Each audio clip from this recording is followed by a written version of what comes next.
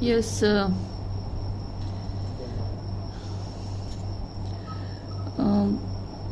Now, Zahi Hawass, he was the Secretary General of Egypt's Supreme Council of Antiquities, meaning he was the Secretary General of the council which used to deal about the former ages or ancient history.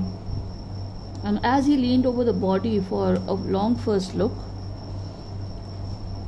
Carter, Howard Carter, that is, was the British archaeologist who in 1922 discovered Tut's tomb after years of futile searching. Now, Howard Carter, he had discovered in 1922 Tut's tomb after many years of useless searching, and he was a British archaeologist. Its content, though hastily ransacked in antiquity, were surprisingly complete. Now, although very quickly and thoroughly the searching took place of the antiquities, and surprisingly everything was perfectly okay, although it was quickly searched. And antiquities are the things related to the ancient ancient times, and they remain the richest royal collection ever found and have become part of the pharaoh's legend. Now, King Tut's tomb, it was considered to be the richest antiquities that were found, and it was the richest tomb ever, and it continued to be even till today. Stunning artifacts in gold, their eternal brilliance meant to guarantee resurrection, caused a sensation at the time of the discovery. Resurrection meaning that to come back again. So, arising from dead. So that is what it meant, that everything whatever was there, it was of the belief that what the ancient Egyptians believed, that there was a life after death, and still get the most attention. But Tut was also buried with everyday things he'd want in the afterlife: board games, a bronze razor, linen undergarments, cases of food and wine. So these were also the different things that were buried along with the gilded treasures, and those were the small little things like the board games, bronze razor, linen undergarments, and cases of food and wine. These were the everyday things that were required. After months of carefully recording the pharaoh's funerary treasures, after months of carefully recording, meaning whatever had come out from this tomb, after recording everything, Carter, he began investigating his three nested coffins. Nested meaning one inside the other. So there were three nested coffins. Opening the first, he found a shroud adorned with garlands of willow and olive leaves. So when he opened the first coffin, he found that it was decorated with garlands of willow and olive leaves, wild celery, lotus petals, and cornflowers. So these were the seasonal plants, and that gave the evidence that perhaps he died in March or April. When he finally reached the mummy, though he ran into trouble, the ritual raisins had hardened, cementing Tut to the bottom of his solid gold coffin. So raisins, they are sticky substances. So the coffin, due to some funerary rites, the coffin, the body was laid under over the raisins, and the raisins, they had stuck the body to the gold coffin, and so no amount of legitimate force could move them. So the body was, he was unable to remove the body because the body was stuck to the gold coffin because of the raisins. Carter wrote later what was to be done. The sun can beat down like a hammer. This far south in Egypt, and Carter tried to use it to loosen the raisins. So he thought that with the temperature of the sun, which is too hard over here in south of Egypt, the raisins, they will melt, and so if the body is kept under the sun for a few hours, that would loosen the raisins, and the body would easily come out. He set the mummy outside in blazing sunshine. That heated it to 149 degrees Fahrenheit.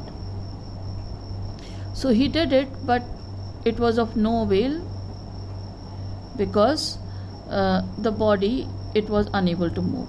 Nothing budged. He reported with scientific detachment that the consolidated material had to be chiseled away from beneath the limbs and trunk before it was possible to raise the king's remains. So he said that now nothing can be done, and scientific detachment had to be done, and the material, it had to be chiseled away, meaning through an chisel it had to be cut from beneath the limbs and trunk before it was possible to raise the king's remain. In his defense, Carter really had little choice. If he hadn't cut the mummy free, thieves most certainly would have circumvented the guards and ripped it apart to remove the gold. So that was what Carter had done. He had cut the portions of the body to remove the treasures and the body, and if he hadn't done it, then the thieves, they would have intervened, and they would have ripped the body, torn the body, and removed the gold, and that would have caused a lot of harm. In Tut's time, the royals were fabulously wealthy, and they thought or hoped they could take their riches with them. For his journey to the great beyond, King Tut was lavished with glittering goods, precious collars, inlaid necklaces and bracelets, rings, amulets, a ceremonial apron, sandals, sheaths for his finger and toes, and the now iconic inner coffin and mask, all of pure gold. So everything, whatever the jewelry, the collars, the goods, the necklaces, the bracelets, the cases that were covering his fingers and toes, the rings and amulets and apron, and even the mask and the inner coffin, they were all of pure gold. To separate Tut from his adornments, Carter's men removed the mummy's head and severed nearly every major point. So first the head, it was removed, and after that many major joints, they were cut to remove the gold. Once they had finished, they reassembled the remains on a layer of sand in a wooden box with padding that concealed the damage. The bed where Tut now rests. So they removed him from the gold coffin, they put him on a wooden case, and in that the sand was there, and padded, and so they put him over there. Archaeology has changed substantially in the intervening decades, focusing less on treasure and more on the fascinating details of life and intriguing mysteries of death.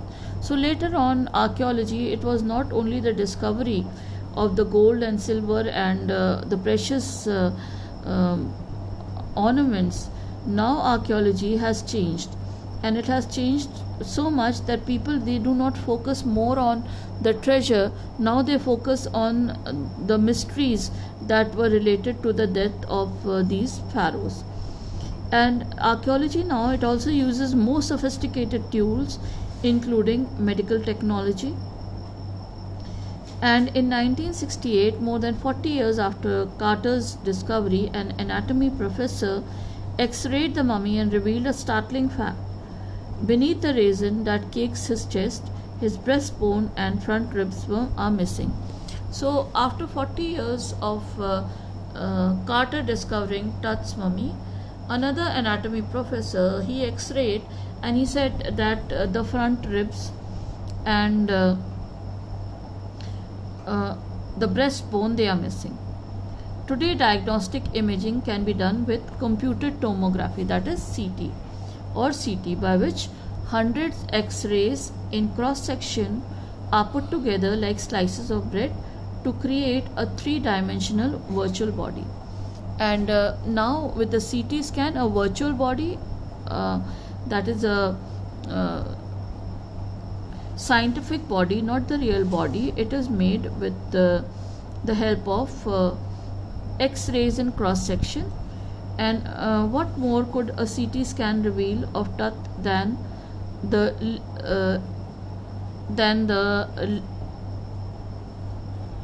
X-ray? And could it answer two of the biggest questions still lingering about him? How did he die, and how old was he at the time of his death? So these were the two questions that required the answer, and it was that how did he die and at what age did he die. So we'll keep it till here for today. So thank you very much, students.